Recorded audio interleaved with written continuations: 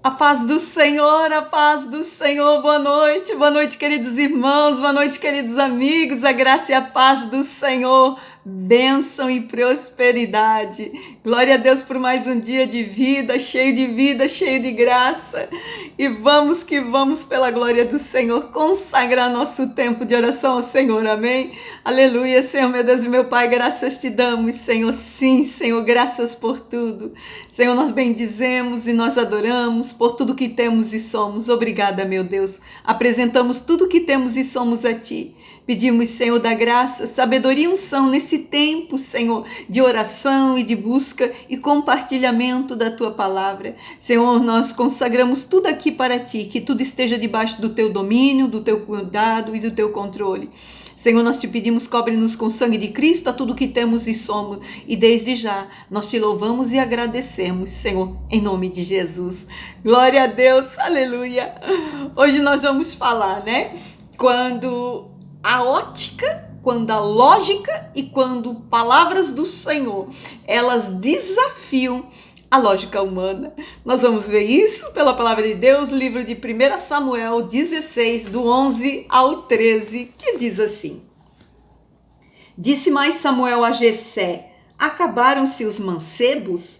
E disse: ainda falta o menor, e eis que apacenta as ovelhas. E disse, pois, Samuel a Jessé: envia e manda-o chamar, porquanto não nos assentaremos em roda da mesa até que ele venha aqui. Então mandou em busca dele e o trouxe, e era ruivo, formoso de semblante e boa presença. E disse o Senhor: levanta-te e unge-o, porque é esse mesmo. Então Samuel tomou o vaso do azeite, ungiu no meio dos seus irmãos, e desde aquele dia em diante, o Espírito do Senhor se apoderou de Davi. Então Samuel se levantou e se tornou a Ramá. Glória a Deus pela sua palavra tremenda, né? Aqui nós falamos do rei Davi. Então a palavra de Deus diz que aos olhos da família, né? Eles nem vamos chamar Davi, vamos deixar Davi lá apacentando as ovelhas, deixa ele lá porque não tem nada a ver com o trono, não tem nenhuma perspectiva desse menino, desse guri, desse rapaz ser rei sobre a nação de Israel, né? Então, quer dizer, aos olhos daquela família, aos olhos do pai e dos irmãos, Davi estava reprovado. Quer dizer, aos olhos de todos os conceitos lógicos, né? Pela lógica humana, Davi não poderia ser rei. Davi não era de sombra nenhuma, né? Sombra nenhuma que poderia ser Davi o próximo rei de Israel. Dentro da casa do pai, eles olhavam e diziam, não tem possibilidade. Né? Então, quer dizer, o pai e os irmãos não viram ele com potencial para ser rei, né? Porque ele era jovem, tinha um gentil aspecto, a palavra de Deus diz, né? Que ele tinha ali, era de boa presença, era formoso, tinha um semblante bonito, né? Mas não era aquela aparência para um rei, né? Quando Samuel olha para os outros irmãos, a palavra de Deus diz que ele olha, né? E ele vê pela aparência, pela estatura e pela altura. Foi o que chamou a atenção dos outros irmãos para Samuel, que iria ungir o próximo rei, né? Então, quando Davi chega ali na sala, Davi chega ali naquele lugar, naquele ambiente, no momento em que era a unção do próximo rei. Então, Deus diz, olha, não atenta para nada, porque eu escolhi, foi esse aí mesmo, né? Então, quer dizer que aos olhos humanos, não tem condição, né? Então não tinha condições pela lógica humana, né? Pela lógica humana, né? Davi jamais iria vencer aquele gigante, né? Não era forjado, não era preparado, não era homem de guerra, né? E não sabia nem como usar uma armadura, uma espada, uma lança, um escudo, né? Era despreparado de tudo, não tinha um corpo físico, não tinha um porte, não tinha altura, né? Não era forjado para a guerra, e o seu combatente era um homem forte, era um homem cheio de armadura, era um homem que levava sobre si a sua armadura, já era um peso, porque ele era forte, ele era grande, era um gigante que afrontou todo um exército. Então a lógica humana é que o gigante acabaria com Davi. Então, eles olharam aos olhos humanos e diz, não tem condições, né? Quando pela lógica humana, o rei Saul, ele sai atrás de Davi, né, para capturar a Davi, né? Então ele vai com um exército que era poderosíssimo, um exército amado, um exército forte. Então ele foi atrás, né? Escolheu os melhores, os mais valentes, os mais valorosos e fez um exército para ir atrás de Davi, para capturar, para dar cabo de Davi, mais ou menos isso, né? Então o que acontece? E Davi, né? De que forma estava Davi? 400 homens, a palavra de Deus que eles eram homens que estavam em aperto, endividados e homens desgostosos. Quer dizer, nada a ver com homens de guerra, nada a ver com o exército, né? E pior ainda, o ambiente onde eles moravam, onde viviam, sem comida, né? Sem uma instalação, eram numa caverna, totalmente íngreme, né, no meio das colinas, no meio das montanhas, né, estavam ali, né, despreparados de tudo. Então, se nós fôssemos ver aos olhos humanos, né, sem condições nenhuma, né, mas quando a gente olha para Davi, a gente via Davi, né, naquela expectativa, né, de olhar para a circunstância, mas não olhar com os olhos humanos, não pela lógica humana, né? Quando Davi olhava, né, para toda aquela situação, aquela circunstância, ele olhava como quem contemplasse para Deus, quem olhasse com Deus, quem andava com Deus, quem sabia quem era o Deus que ele servia na dependência do Senhor, caminhando dia a dia com Deus, ele dizia, eu sei quem é meu Deus, né? Então, quando chega o gigante para afrontar, ele diz, quem é esse incircunciso filisteu? Enquanto todos os outros homens de guerra estavam escondidos, com medo, acuados, acovardados, Davi olha e diz, quem é esse incircunciso filisteu que vem afrontar os exércitos do Deus vivo? Como quem dissesse, não sabia ele que a mão do Senhor é sobre esse exército? Não sabia que a unção de Deus da glória, da vitória está sobre esse exército? Não sabia ele que o Senhor é que está protegendo esse exército? Então ele olhava pelas óticas de Deus, né, de quem era Deus, qual era a forja de Deus, qual era a força de Deus com aquele exército. Então era uma lógica e era um pensamento, era uma visão pela lógica de Deus, né? Então quando ele olha para Saul, né, os homens de Davi diz, olha, hoje Deus te colocou teu inimigo nas tuas mãos, e ele disse, Deus me livre de eu me levantar contra o ungido de Deus, não vou fazer nada como quem dissesse, sobre ele está Deus, quem lida com ele é Deus, eu não vou nem mexer nele, eu vou deixar ele nas mãos de Deus, ótica de Deus, visão de Deus, pensamento de Deus.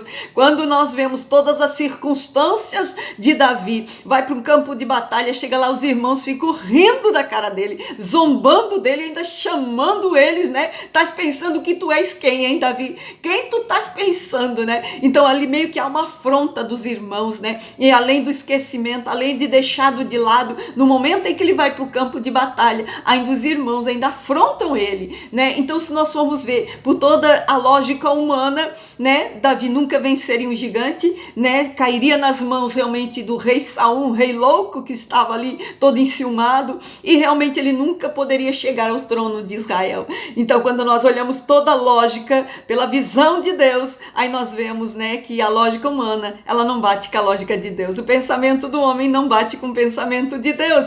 Por quê? Porque os pensamentos de Deus é muito mais alto. Então, quando nós vemos no final de toda circunstância, de toda situação, nós vemos que rei Saul, ele vai para um combate, ele morre numa guerra longe de Davi, sem Davi tocar um dedo nele, né? Quando nós vemos o gigante, uma pedrada no meio da testa faz derrubar o gigante, Davi parte para cima, pega uma espada e corta o pescoço do gigante. Não precisou de armadura, não precisou de combate, não precisou de nada. Quem guerreou, Cristina, foi Deus.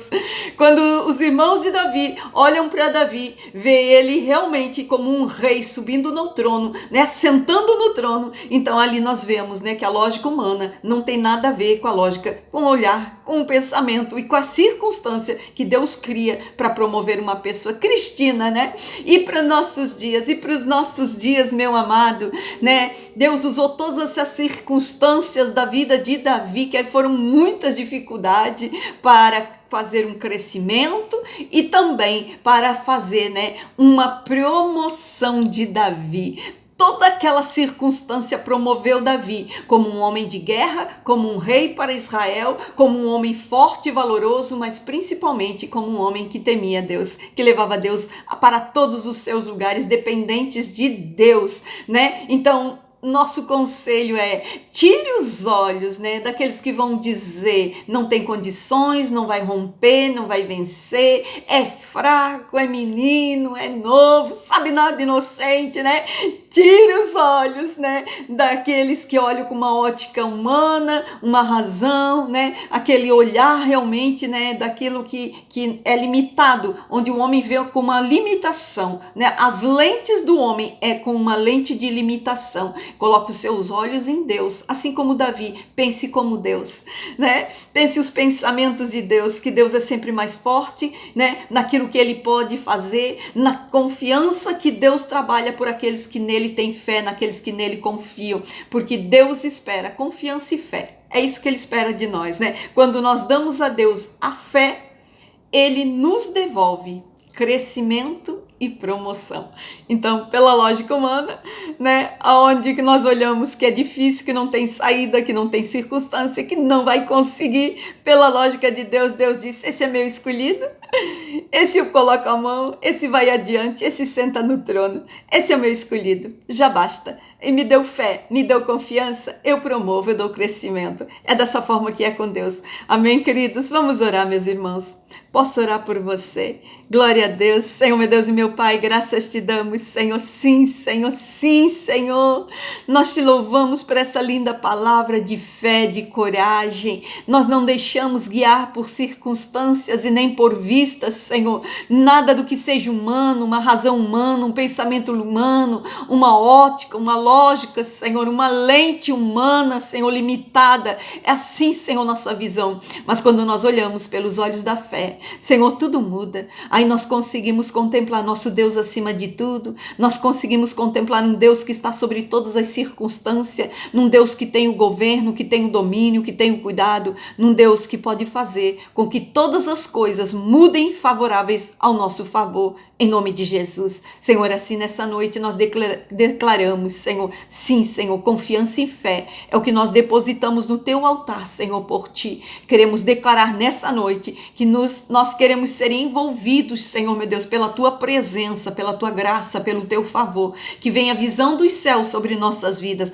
Abre nossa visão espiritual, Senhor, para nós contemplarmos, Senhor, da tua glória, a tudo que tu tem como um plano, um projeto, uma graça. Senhor, ainda, Senhor, que as circunstâncias, Senhor, meu Deus, ainda que a lógica, ainda que a razão, ainda que a ótica humana, Senhor, diga, Senhor, meu Deus, que não é para nós, que não iremos conquistar. Ainda, Senhor, ainda assim, os nossos olhos estão em ti, porque nós não andamos, Senhor, por vistas ou por circunstância, mas pelo Espírito de Deus, que é o nosso guia em todas as coisas. Senhor, meu Deus, acrescenta fé e confiança aos teus filhos, Senhor, para que sempre olhem pela visão de Deus, pela ótica de Deus, pela ótica da palavra, em nome de Jesus. Senhor, assim nós declaramos, entregamos a ti, Senhor, a nossa fé, nosso coração de fé, crendo que o nosso Deus é poderoso para fazer infinitamente mais daquilo que nós pensamos, pedimos ou imaginamos, em nome de Jesus. Glória a Deus, aleluia. É assim, né? Nós temos que pensar com fé e sempre com confiança, lembrando sempre que Deus está acima de tudo e que a qualquer momento tudo pode mudar, tudo pode acontecer e pelas mãos do Altíssimo. Ah, meu amado, você está forte, você está firmado, você é a pessoa certa. Amém? Glória a Deus, fique na paz. Deus te abençoe.